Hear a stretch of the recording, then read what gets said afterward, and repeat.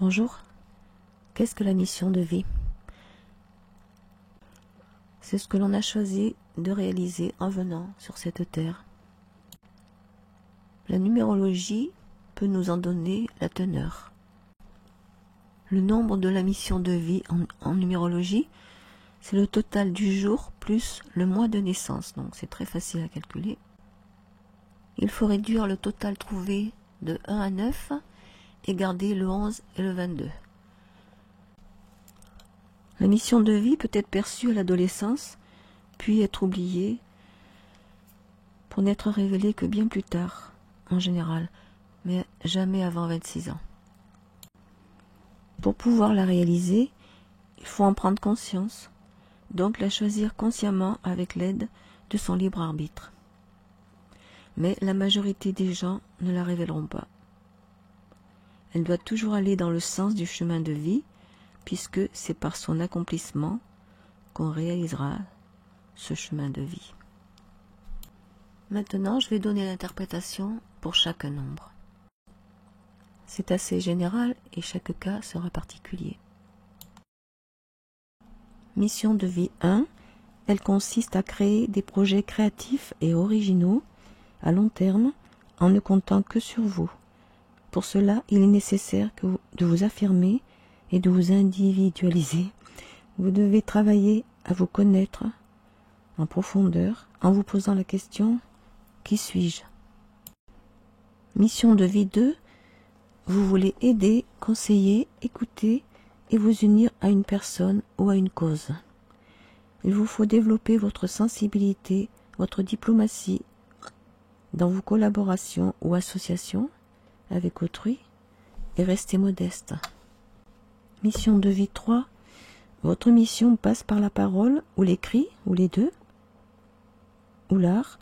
C'est ce qui vous permet de faire passer les messages qui sont les vôtres. Ça peut inclure des voyages. Vous devez développer vos dons comme l'humour et le charme, ainsi que les relations amicales. Mission de vie 4, vous voulez construire pour apporter une sécurité, autant pour vous que pour vos proches, ou vous investir au service de la nature pour la préserver et la sauvegarder.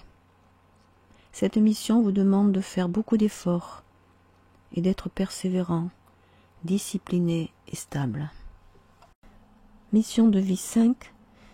Votre mission de vie passe par la liberté que vous voulez expérimenter, en vous adaptant à n'importe quelle situation, en restant ouvert au changement et aussi par des voyages parfois.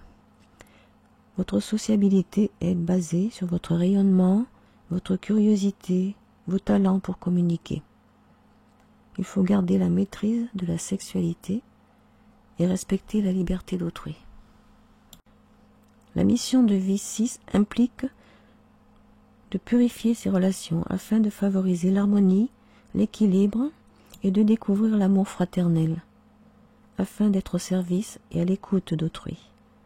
Elle est liée à la famille, à l'union, aux enfants. Pour certains, elle se réalisera par le développement de dons artistiques. Mission de vie 7. Vous êtes en quête de la vie et de l'évolution spirituelle. Votre mission fait partie de cette évolution. Elle vous permet de partager votre créativité inspirée par la connaissance et l'intuition. Vous appréciez les moments de solitude, de réflexion, mais attention à ne pas trop vous retrancher du monde extérieur.